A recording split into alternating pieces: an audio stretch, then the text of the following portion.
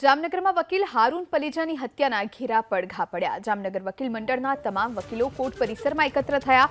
આજે તમામ વકીલો કામગીરીથી અળગા રહેશે। સાથે જ વકીલ મંડળે આ અંગેનો ઠરાવ પણ કર્યો છે અને હારૂન પલેજાના હત્યારાઓને કડકમાં કડક સજા અને વકીલોના રક્ષણ માટે અલગ કાયદાની માંગ કરવામાં આવી। મૃતક વકીલના ભત્રીજાએ જામનગરની કુખ્યાત સાયચા ગેંગ સહિતના 15 સામે પોલીસ ફરિયાદ નોંધાવી।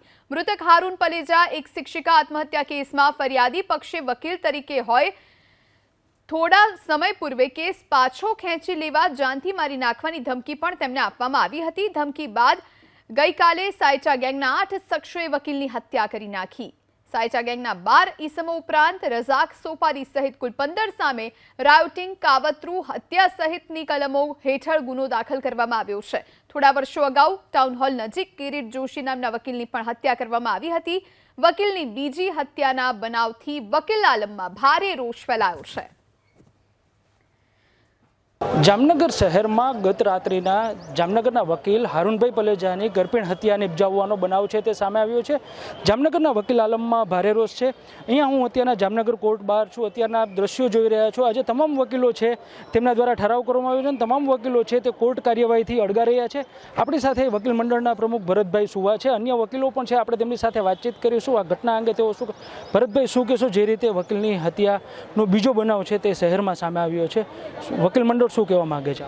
વકીલ મંડળના એઝ એ પ્રમુખ તરીકે અને વકીલ તરીકે હું એટલું કહેવા માગું છું કે જે સમાજ જે ન્યાયથી વંચિત છે એના માટે જે લડવાનું કામ કરે છે, જે એની ફરજ છે, અને દેશના 4 સ્તંભ પૈકીનો એક સ્તંભ વકીલોને ગણવામાં આવે છે, અને જો વકીલની જ સલામતી ના હોય તો એમ માનું છું કે આ લોકશાહીની અંદર સામાન્ય માણસની કોઈ સલામતી નથી। જો વકીલોની ખુલ્લેઆમ સરેઆમ હત્યા થતી હોય અને એટલા માટે કે જે એના વિરુદ્ધમાં કેસ લડતો હોય નાસીને ન્યાય આપવા માટે, અને જો એની ઉપર આ ધાક ધમકી અને આવા આખલાવો એવું એક દબાણ ઊભું કરવા માગતા હોય ડોન માફિયાઓ કે વકીલોને આવી હત્યા કરી નાખીએ તો આપણી સામે ભવિષ્યમાં કોઈ વકીલ ના આવે અને આપણે કોઈ વકીલ ના આવે, કોઈ પુરાવો કેસ મજબૂત કોઈ ના થાય અને આપણે એમને છૂટી જઈએ, તો એવા આખલા અને ડોન માફિયાઓને મારો એટલો સંદેશ છે કે તમે ધ્યાનમાં રાખજો કે જામનગરની અંદર 2000 વકીલો છે અને વકીલ એક પરિવાર છે।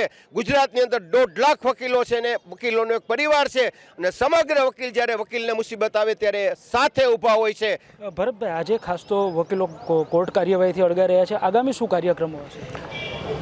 આજે અમે કોર્ટ કાર્યવાહીથી લિપ્ત રહેવાનો ઠરાવ કરેલ છે અને આવતીકાલે જામનગર વકીલ મંડળની અંદર જામનગરના વકીલ મિત્રો વકીલ મંડળની અંદર એક મિટિંગનું આયોજન કરેલ છે। એમાં સર્વાનુમતે આગળના કાર્યક્રમો નક્કી કરવામાં આવશે। અન્ય એક વકીલ મિત્ર પણ આપણી સાથે છે। રાજુભાઈ, શું કહેશું, જે રીતે વકીલની બીજી હત્યાનો બનાવ છે તે જામનગર શહેરમાં સામે આવ્યો છે, આ વકીલને તો કોર્ટમાં જ ધમકી પણ મળી હતી, શું કહેશો એક વકીલ તરીકે? એક સિનિયર વકીલની આ રીતે સરેઆમ હત્યાથી વકીલ મિત્રોમાં ભારોભાર રોષ છે અને ખૂબ જ આક્રોશ છે। આ પહેલાં પણ એક સિનિયર વકીલની આવી રીતે જ હત્યા થયેલી હતી। કાયદાના રક્ષકની આમ સરેઆમ હત્યાથી અમે ખૂબ જ આઘાતમાં છીએ। અમારા પ્રમુખશ્રીએ આ હત્યા થઈ એ પહેલાં પણ સરકારશ્રીને આવેદનપત્ર આપેલું હતું કે એડવોકેટ પ્રોટેક્શન બિલ તાત્કાલિક લઈ આવો અને એનો અમલ કરો। તેમ છતાં આજ દિવસ સુધી આનો અમલ નથી થયો। મારી એક રજૂઆત છે અને પ્રમુખ મારફત પણ એ પ્રકારની રજૂઆત સરકારમાં કરવાની હું વિનંતી કરું છું કે તાત્કાલિક એડવોકેટ પ્રોટેક્શન એક્ટ લઈ આવે અને આ પ્રકારે જે ન્યાયની રક્ષા કરતા આ વકીલોને સરે આમ ઘાતકી હત્યા થાય છે તેનાથી અમે ખૂબ જ દુઃખ અમને થાય છે અને અમે આઘાતમાં છીએ। જો આ વાત કરવામાં આવે તો જામનગરના વકીલો છે તેમાં ક્યાંક ને ક્યાંક ભારોભાર રોષ જોવા મળી રહ્યો છે અને વકીલો માટે એક અલગથી પ્રોટેક્શન એક્ટની માંગ છે તે પણ જામનગરના વકીલો દ્વારા કરવામાં આવી રહી છે। રવિ બુદ્ધદેવ, એબીપી અસ્મિતા, જામનગર।